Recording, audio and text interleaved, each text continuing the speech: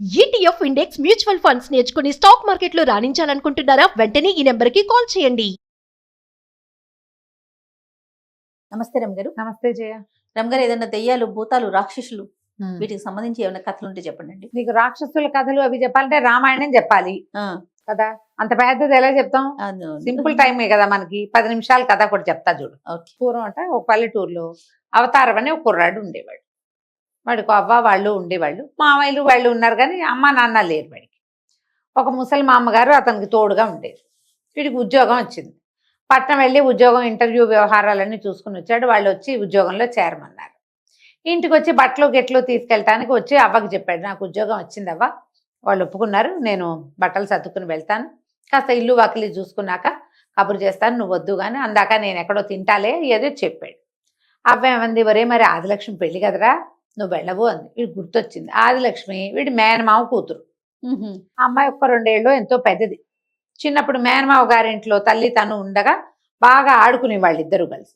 అయ్యో మరి ఆదిలక్ష్మి పెళ్లికి వెళ్ళకపోతే ఎట, రేపు మధ్యాహ్నమో ఎప్పుడో పెళ్లి, సరేలే పడుకో తెల్లవారుజామునే బయలుదేరుదుగా అని అందాం. అబ్బే తెల్లవారుజామున వెళ్తే పెళ్లి సమయానికి అందుకుంటాను, అటా కాదు ఇప్పుడు గట్టిగా అన్నం తిని కాలు జాడిచ్చి వెళ్ళిపోయాను అనుకో, ఏ రాత్రికో చేరిపోతా, పడుకుంటే తెల్లవారి పెళ్లి పనులలో జొరపడచ్చు, పొద్దున్నే కనపడతానన్నాడు. అవ్వేమంది, ఒరే ఈ దారి మంచిది కాదంటే, నన్నేం చేస్తాయి, దారి మంచిది కాకపోతే మాత్రం నేను వెళ్లాల్సిందేనన్నాడు. సరే ఆవిడ ఏం చేస్తే, ఆవిడంత ప్రయాణాలు చేయగలిగే ఆవిడ కాదు, పెళ్లి గిల్లికి ఆవిడ రాదు, ఏవో అవి ఇవి కట్టించింది. సరే 7:30 గంటలకు అట్లా భోజనం చేసేశాడు. ఆవిడ కట్టించిన 2 సంచులు భుజాన్ని వేసుకుని గాల్లో తేలిపోతూ పెళ్లికి వెళ్తున్నాడు. ఇప్పుడు ఉద్యోగం కూడా కుదిరిందిగా, మామయ్య సంతోషిస్తాడని ఆలోచించుకుంటూ వెళ్ళాడు. వెళ్తే ఏమైంది, దారిలో వాడికి 2 పిశాచాలు తారసపడ్డాయి. పట్టుకుని వీడు లోపల ఉనికిపోతున్నాడు, బయటికి మాత్రం బాగా టైట్గా నుంచున్నాడు. నుంచుంటే ఎక్కడికి వెళ్తున్నావు, నువ్వేమిటంటే నేను పెళ్లికి వెళ్తున్నాను. అయ్యో నువ్వు పెళ్లికి వెళ్తూ మమ్మల్ని తీసుకెళ్ళవా, మమ్మల్ని తీసుకెళ్ళు అని అనేసరికి వీడు ఒప్పుకోలే. అట్లా పెళ్లికి తీసుకెళ్తే ఎట్లా, పిశాచాలను పెళ్లికి వెంబడి పెట్టుకెళ్తే మా మామయ్య ఊరుకుంటాడా అంటే, ఒకవేళ కనుక నువ్వు మమ్మల్ని వెంబడి పెట్టుకుని వెళ్ళకపోతే చెట్టు కట్టేస్తాం, నిన్ను పెళ్లికి వెళ్ళనివ్వం. వీడికి పెళ్లికి వెళ్ళాలా పిశాచాలని వెంట పెట్టుకు వెళ్ళాలా తేల్చుకోలేకపోయాడు. సరే బాగా ఆలోచించుకుని, సరే పదండి కానీ అక్కడ ఏం అల్లరి చేయొద్దు, మా మామయ్యకి తెలియనివ్వకుండా ఉంచండి అన్నాడు. ఆ పిశాచాలతో పాటు నడిచి వెళ్తూ ఉంటే వీడికి భయం వేయటం మొదలుపెట్టింది. ఏ మామయ్యకో తెలిస్తే ఏమైనా ఉందా, అసలు రాత్రి ఎందుకు వచ్చావంటారు, వీటిని ఎందుకు వెంట పెట్టుకొచ్చావంటారు, లేకపోతే నువ్వు మానేయకపోయావా అంటారు, పెళ్ళైపోయాక వెళ్తే ఏమైనా బాగుంటుందా, ఏం చెయ్యాలో తెలియక సరేనన్నాడు. అవి 2 లోపలికి వచ్చినాయి. వీడు పెళ్లి వాళ్ళ ఇంట్లోకి రాత్రి 11 గంటలకు ప్రవేశించాడు.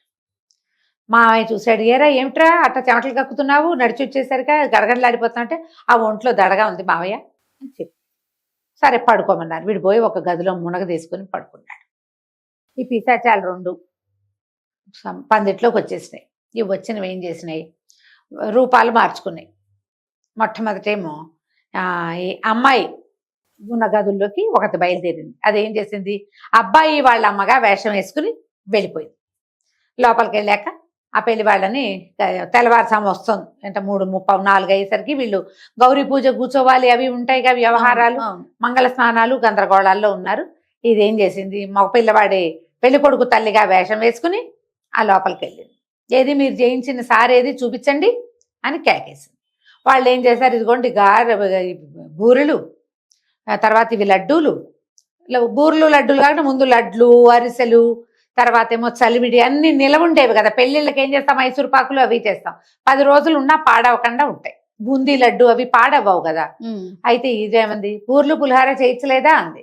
వీళ్ళు తెల్లబోయి, బూర్లు పులిహార ఎందుకండి, సారిలోకి అవి పాడైపోతాయి కదా అన్నారు. అనేసరికల్లా అవును పాడైపోతాయి, అయితే మేమేంటంటే పాడైపోయింది పులిసిపోయింది పెళ్లి కూతురికి తినిపిస్తాం మా ఇంటికి వచ్చాక, కాబట్టి పులిహార చేయించండి బూరెలు చేయించండి, మీరు చేయించిన ఈ వస్తువులన్నీ పులవడానికి 15 రోజులు పడుతుంది అవి పాడవడానికి, అందుకని ఈ 15 రోజులు మీరు చేయించిన పులిహార బూరెలు ఉంటాయి కదా, రోజు కొంచెం కొంచెం పెళ్లి కూతురికి పెడతాం, అదే మా ఆచారం అని చెప్పి అక్కడ లోపల అక్కడ స్నానం చేసి వచ్చి పూజ కూర్చుంటున్న పెళ్లి కూతురికి ఈ పాడైపోయిన బూర పులిహార తినటం అన్న ఊహ వచ్చేసరికి కడుపులో తిప్పేసింది.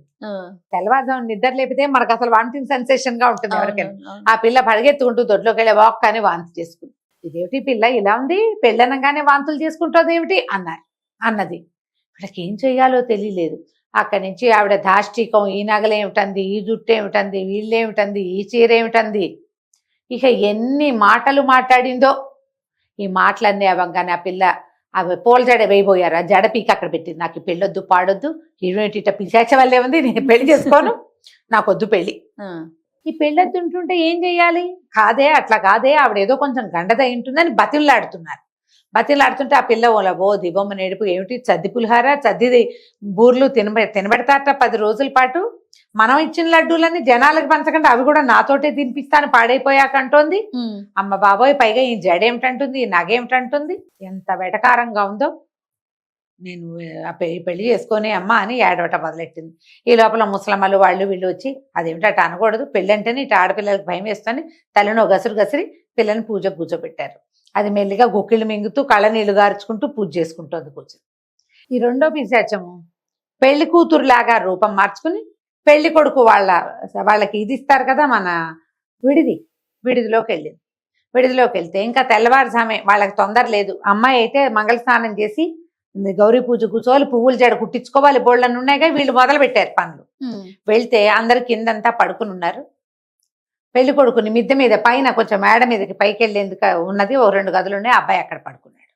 ఈ అమ్మాయి నడుచుకుంటూ పైకి వెళ్ళిపోయింది. అమ్మాయి వేషంలో ఉందిగా పిశాచి, విసిన్ కర్ర ఒకటి పుచ్చుకెళ్ళింది. అక్కడేమో దోమలు కుడుతున్నాయి, అబ్బాయి దోమలు తోలుకుంటున్నాడు. వెళ్ళగానే పెళ్లి కూతురు దీప పెరుగులో చూసి, ఇదేమిటి ఇలాగొచ్చావు, పెళ్లి కూతురివి ఎవరైనా చూస్తే ఏమనుకుంటారు అన్నాడు. ఏముంది అనుకోవటానికి, నిన్ను ఒకసారి చూడాలనిపించి వచ్చాను, నువ్వు ఎంత చక్కగా తయారయ్యావంటే, ఏమిటి తయారయ్యేది, మీ ఊరంతా దోమలంటే ఇదేం చేసింది, పెళ్లి కూతురు వేషంలో ఉందిగా, విసిన్ కర్ర పెట్టి ఒకటేసింది పెళ్లి కొడుకుని. ఏమిటి అంటే దోమ అంది.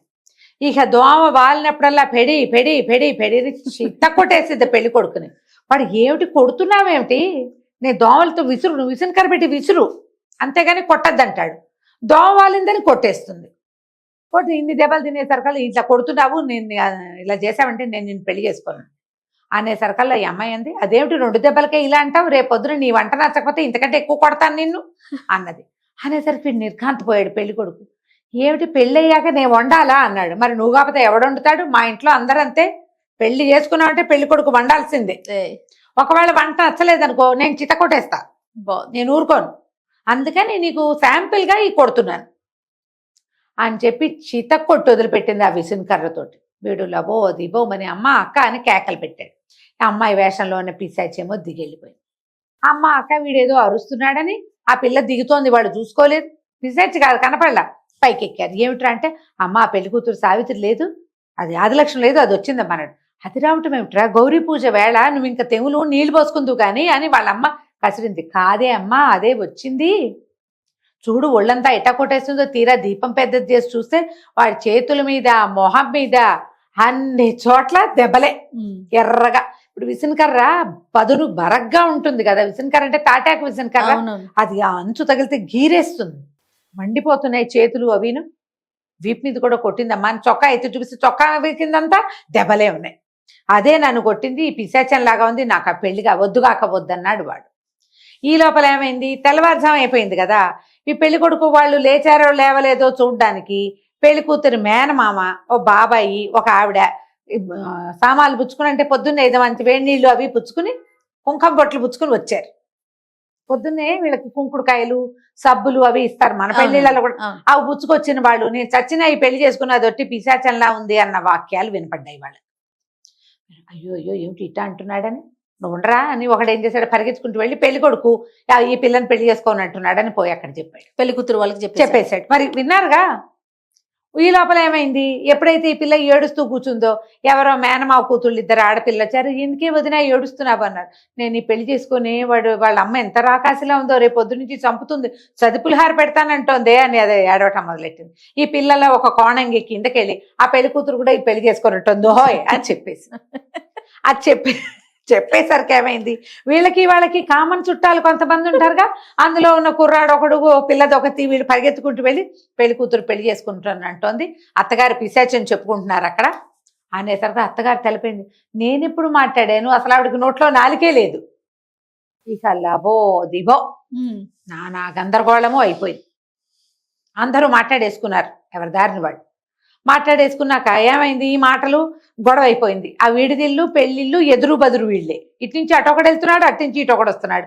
వాడు చేసుకోని అంటున్నాడు అని ఇక్కడ చెప్తారు, ఇది చేసుకోని అంటుందని అక్కడ చెప్తారు. అందరూ బయట చేరారు, గందరగోళంగా మాట్లాడుకుంటున్నారు. ఈ లోపల ఏమైంది, మేనమావకి జ్ఞాపకం వచ్చింది. రాత్రి అవతారం వచ్చాడు, తెల్లవారుజాము నుంచి అర్ధరాత్రి వచ్చాడు. వాడికి ఓ పక్కన పుట్టాడు జ్వరం అన్నాడు. వాడికి అసలు వైద్యం కుదిరిందో లేదో, ఈ పెళ్లి కోసం అనవసరంగా చలివేళ బయలుదేరి వచ్చాడు అని అవతారం ఏడ్రా అంటే వాడు గదిలో వణుక్కుంటూ కూర్చున్నాడు. మావయ్య లోపలికి వెళ్ళేసరికి వీడు గజగజ వణుకుతూ, మావయ్య నన్ను క్షమించు, 2 పిశాచాలు కనపడ్డాయి దారిలో, వాళ్ళని వెంబడి పెట్టుకొచ్చాను. చేసిన వీడికి తెలీదు, బయట ఏం జరుగుతుందో తెలియటలా. ఎప్పుడైతే ఈ పిశాచాలు వచ్చినాయి, వాళ్ళు పెళ్లి వాళ్ళలాగా వేషం వేసుకుని వస్తామని చెప్పినాయి, 2 ఆడవేషాలతో వచ్చారు ఆనంగానే ఈయనకు అర్థమైంది.